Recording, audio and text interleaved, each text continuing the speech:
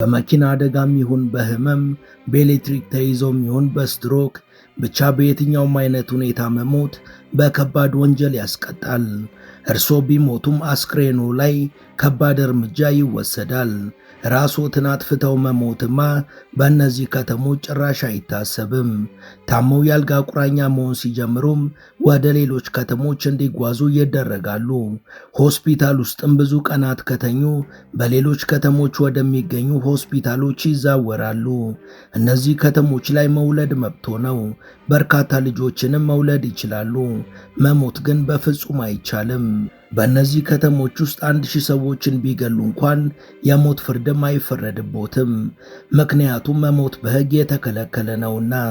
ምን አለፋው በእነዚህ ከተሞች ውስጥ ከሞቱ የምድር ከባዱ ቅጣት ይጠብቆታል።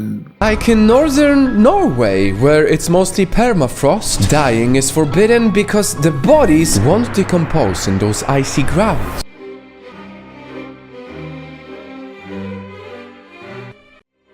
ሙሉ ታሪኩን በመሿለኪያ ቲዩብ ያገኙታል።